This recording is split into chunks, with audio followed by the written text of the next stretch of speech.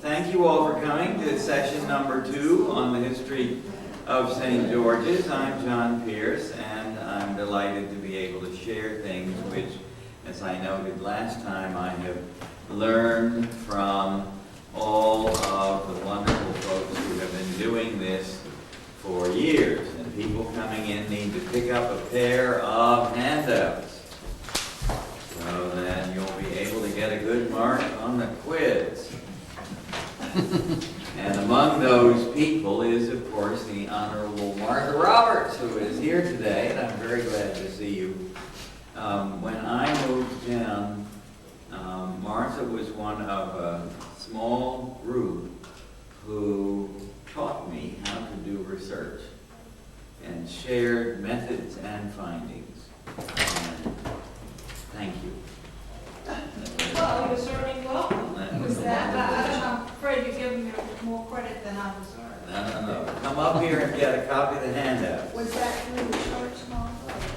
No, it's just the history of Fredericksburg. It's always been fascinating to me. Martha is one of those folks that she and Barbara, and Paul Felder particularly, taught me how to go into the courthouse, and you take a piece of paper and you look at it, and suddenly there are people marching across that page saying to you, John, listen to me. This is what really happened.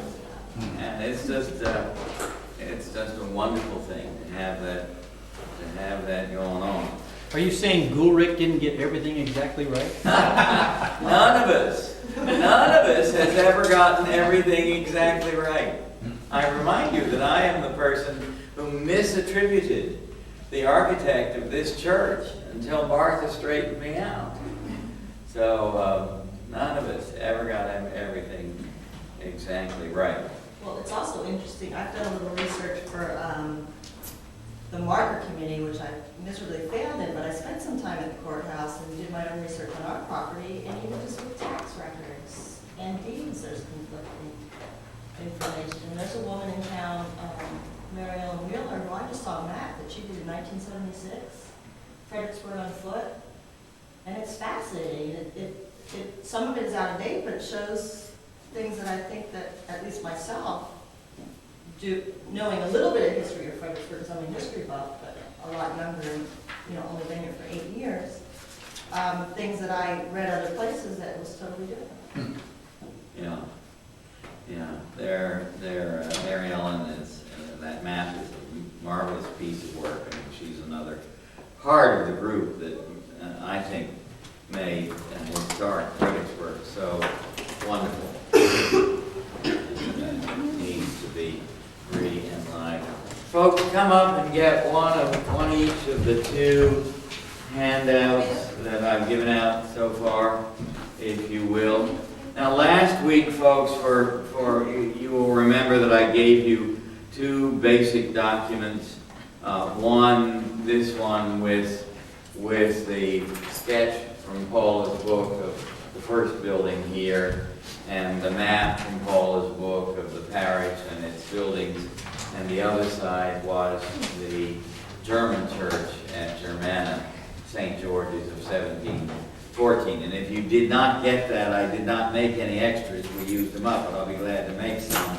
So just see me afterward. And I also gave you a preliminary bibliography for research, and copies of virtually all of these are in the archive. I remind you that the man behind the camera is Trip Wiggins, archivist of the church, and Trip has been doing wonderful things in getting those records together.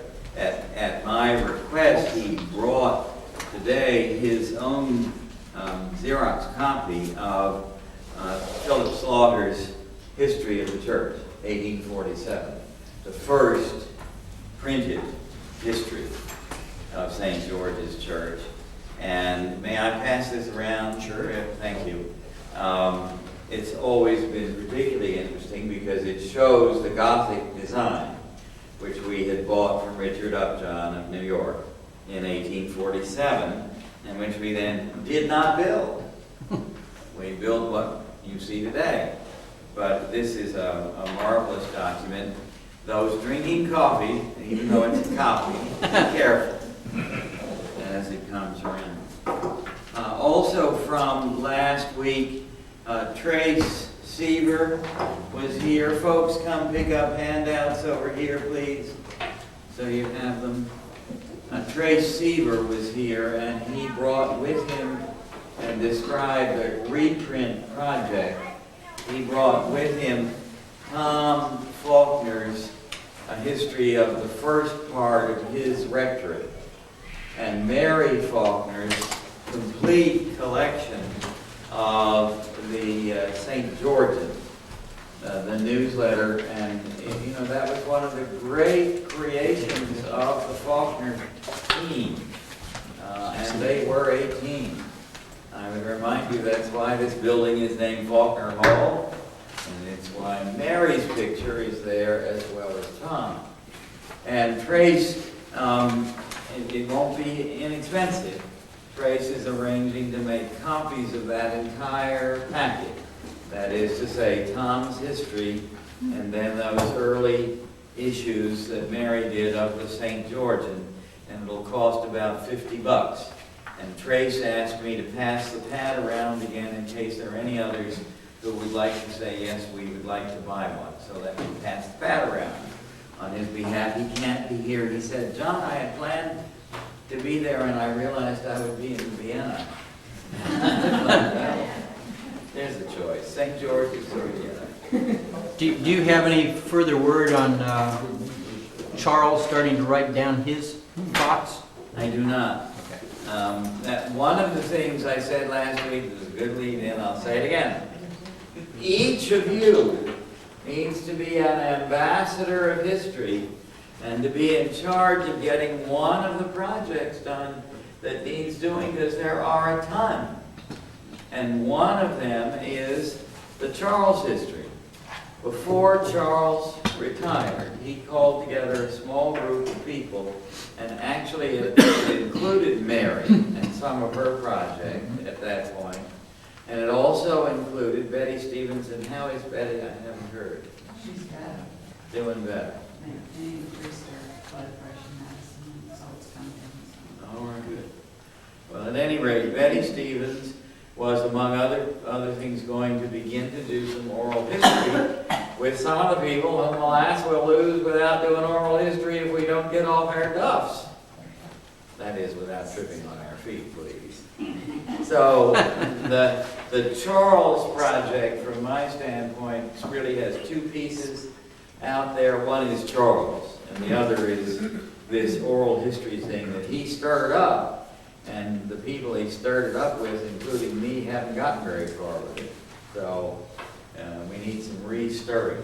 I wonder if you could involve the youth group or some of the youth to at least physically go out and record questions that other people, create, people with more history.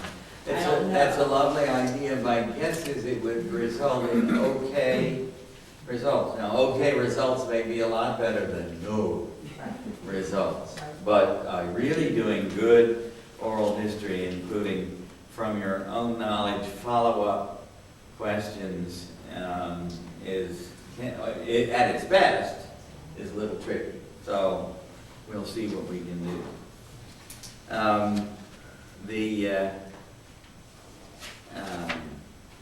The theme of this two-part series, as you know, is If These Walls Could Talk. And one of the things I want you all to think about always is if these walls and floors and ceilings and roofs and towers and graveyards could talk.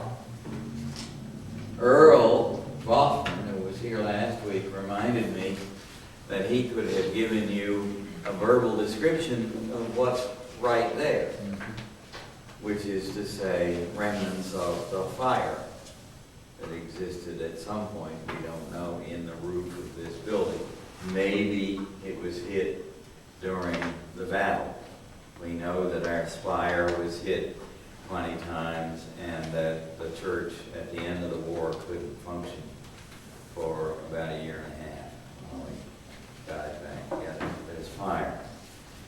And if you go up the tower, do not do this lightly and without permission of the appropriate people and without somebody being with you. It's a long fall. If Fall off the it's a stairs. long fall. Wendy, you need, if you're here for this program, you need a copy of what's the handouts are. I don't like We didn't like your score on the first part of the test may not be. If you go up in the tower stairs and you get to the room with the clock in it. Nowadays, of course, the clock, as you know, belongs to the city of Fredericksburg. It's the official city of Fredericksburg town clock. Has been since 1850. If you look at it now, it has an electric works, but when I first saw it, it was then being run on the Singer sewing machine motor, which one of our intrepid members had put in there. And before that, it had been run on a weighted system with long chains of weights.